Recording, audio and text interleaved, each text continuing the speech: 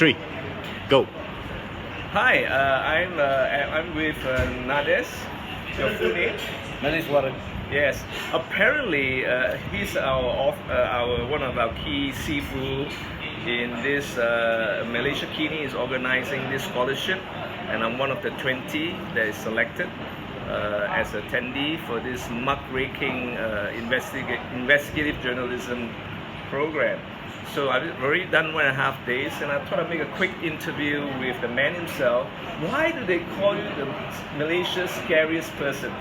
Please explain. I used to be writing a series of stories on scandals, corruption, abuse of power, and actually a lot of people are scared of what I was writing, especially the politicians. Yeah. And it actually awaken the people and created awareness that the extent of corruption and abuse of power within the government departments and political leaders.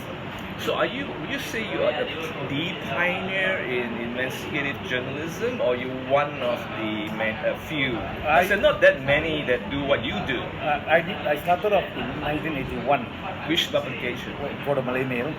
That was my first investigative piece which I did, and I think I do a service to the people who wanted to know more about what's going on, how they are ripping us off and everything else. So I continued with it. So which publication did you work for through your career? I spent 17.5 years with the NST group. Most of it New Straits Times. New Straits Times. Most of it was with the Malay Mail, which was then part of. What's the biggest thing, isn't it? No. The Malay Mail was the afternoon paper. It's a sister paper of the New Straits Times. So I spent most of my career in the NST group with the Malay Mail.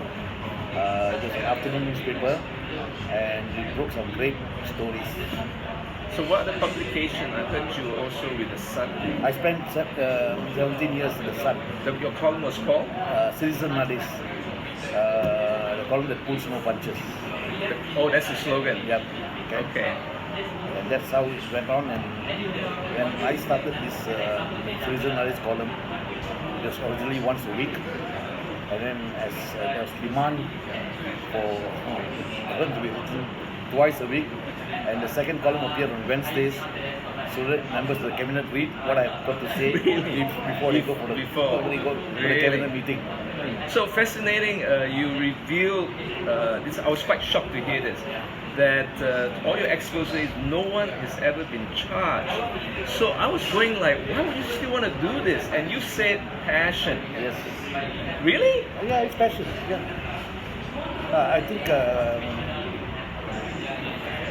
although I'm sitting here now, if there's an air crash, I'll say, bugger off, all of you come with me. There's a great story to be written. Exactly. So I think it's my take on why you made that comment was that that it's not important they were charged or not, because they may get away with murder even. Yeah. But the truth is told. Yep.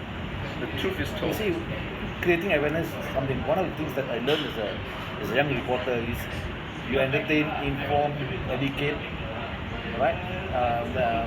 Create jokes and everything else. So it's part of an information process. Yes. You entertain in the process, you educate them in the process. Yes. So this creating this awareness is my education part of it. Yes. Where people suddenly learn that their hard-earned ringgit has half of it that is stolen by somebody. That's a great story. Yeah. So my question is, I'm also the founder of the Purple Youth CSR, where I feel there are 5 ways the youth can change the world. Yep. So any advice people that you actually didn't take any college, you didn't take any college degree on investigative journalism. And so any advice to young, because this is a to the young ones out there. Yeah, I've got no formal education in journalism at all.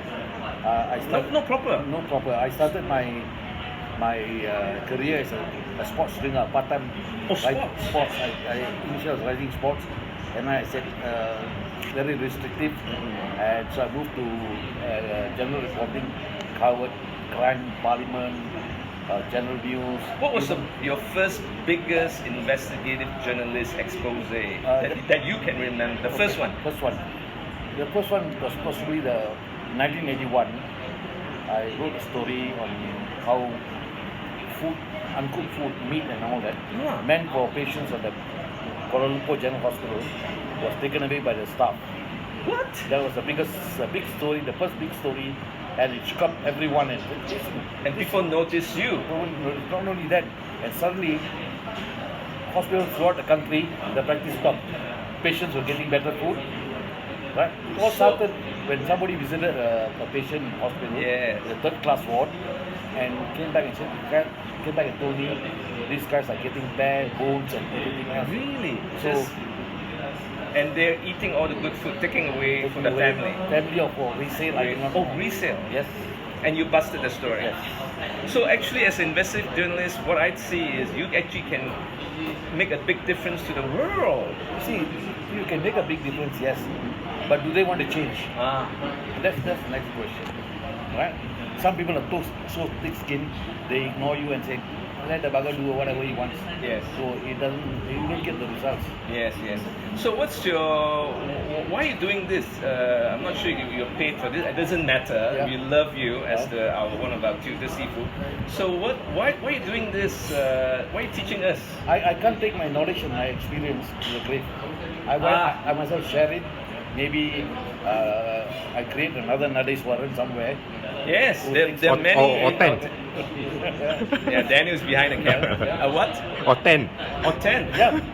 Actually, you shocked me. I actually am inspired at all, depressed and everything. You know why? Because of one statement he made is like, your article should be 600 to 800 words.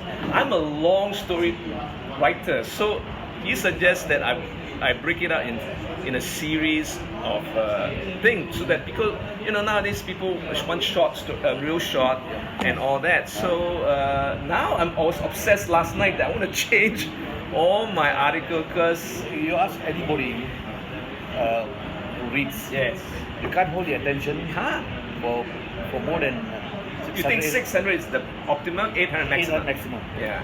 So I changed my format. I feel now instead of just a blogger and my own audience now with Malaysia Kini program, I'm taking it into both international and local level. I feel my writing has immediately changed. I want a bigger game, and I think the most important from this is now I have connection with Malaysia Kini, with you, and the other thing that shocked me was I'm a lone ranger. I work alone, and then he said no, work in pairs, work in trees and groups because it's a whole different thing. You can't do it alone. I think I really took from you. I thank you very much. As I told you earlier, you work alone. That you need some resources. If you're working in a team, you can share resources, share your contacts, share your knowledge, share your experience. That one I took a lot from you. That's one of the. You see, normally when I conduct a course like this for young journalists, I'll send them on the field after 3 days. Just go, First thing I did, the last one I did, I sent them out because it was a 2-week course. I sent them out to the supermarkets to do a price watch. Today, what is the price? Just like this. Next day, why is the increase? You can write a story. The price of chili went up by 30 cents per kilo, right? Yes. Then you find out from the wholesaler why. And you actually create awareness. Tell the public why you're paying more for your chilies. So wonderful. Learn about what is public interest and all that. One last request. Any last words? No last words. You don't have the passion, don't do it. Okay.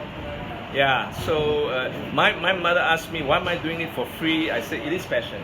So can you have the honor, your book is Curi-Curi Malaysia, is in the bookstore.